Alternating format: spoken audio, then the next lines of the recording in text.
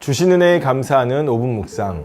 오늘은 이사야 43장 1절에서부터 7절 말씀을 통해 내가 너를 사랑해 지명하여 불렀나니 라는 제목으로 은혜 나누겠습니다.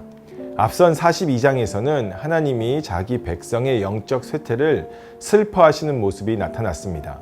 그러나 이제 하나님께서 그의 백성의 영적 실패에도 불구하고 자비와 은혜를 베풀어 회복시키시고 포로에서 돌아오게 하시겠다고 말씀하십니다.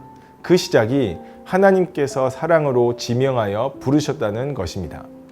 이러한 말씀을 통해 두 가지 영적 교훈을 발견합니다. 첫째로 우리를 향한 하나님의 애절한 사랑을 알고 신속히 하나님께로 돌아가야 합니다. 하나님께서는 우리를 얼마나 사랑하시는지 비록 허물과 죄로 인하여 하나님을 배반하였다고 할지라도 여전히 우리가 하나님의 소유라고 선언해 주십니다.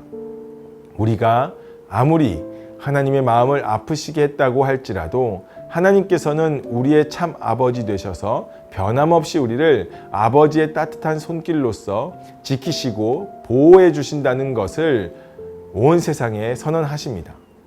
우리를 향한 하나님의 사랑의 의지는 그 어떤 대가를 치르고서라도 반드시 구원하고 회복시키시며 우리를 하나님의 자녀로서 보배롭게 존귀하게 여겨주시는 것입니다.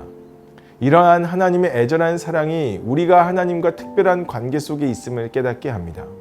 우리는 항상 하나님께 속했고 그래서 하나님은 우리와 항상 함께 하십니다.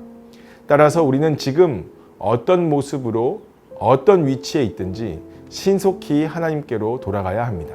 그리고 항상 하나님과 함께 있는 법을 배워야 합니다. 하나님의 애절한 사랑이 죄와 사망의 법에서 그리고 모든 악의 파괴력에서 자유케 하심을 믿고서 말입니다. 하나님의 사랑을 확인하며 얼어붙었던 우리의 마음이 녹아내림을 경험하고 하나님의 사랑에 감동해서 더욱 행복한 하루가 되길 바랍니다. 둘째로 우리가 하나님께 영광 돌리는 삶을 통해 하나님의 사랑에 반응해야 합니다. 본문에서 나타난 하나님의 사랑의 특징은 열정이 가득하다는 것입니다. 하나님께서는 흩어진 자기 백성을 마치 부모가 흩어진 자식을 모으는 것과 같이 강한 열정으로 찾는다는 것을 말씀합니다. 그리고 회복시키고 구원하여 불러 모은 하나님의 백성들은 하나님께 영광 돌리는 삶으로 살아가야 함을 말씀합니다. 왜냐하면 하나님의 백성이 지음받은 목적이 하나님께 영광 돌리기 위함이기 때문입니다. 우리는 하나님의 독생자 예수님의 십자가 죽음 앞에서 하나님의 이러한 사랑과 의지를 느끼고 경험하였습니다. 우리는 하나님께서 예수님의 핏값으로 주고 산 하나님의 자녀입니다.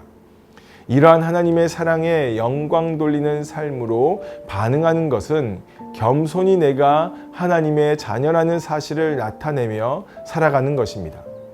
그래서 무엇을 하든 어디에 있든 더 거룩하고 더 열심히 하나님의 부름받은 사람으로 살아갑니다. 내게 있는 모든 것이 하나님께로부터 왔음을 알고 모든 삶의 자리에서 겸손히 하나님을 인정하는 삶을 사는 것으로 우리는 하나님의 사랑에 반응해야 할 것입니다. 오늘 하루 나는 과연 하나님을 인정하는 삶을 잘 감당하는지 곰곰이 생각하길 바랍니다. 우리의 연약함은 우리가 하나님의 은혜를 너무나 자주 잊고 살아간다는 것입니다. 그러하기에 하나님께서 이스라엘을 참으로 사랑하심을 말씀하여 주심 같이 우리는 오늘 더욱 예수님의 십자가를 묵상하면서 우리를 향한 하나님의 사랑을 확증하여 주심을 확신할 수 있길 바랍니다. 또한 내가 예수님의 사람이며 하나님의 사랑을 입은 하나님의 자녀라는 사실을 확신하며 내가 예수님을 믿는 사람이라는 사실을 우리의 이웃과 친구들에게 자신 있게 나타내 보이는 삶을 살길 바랍니다.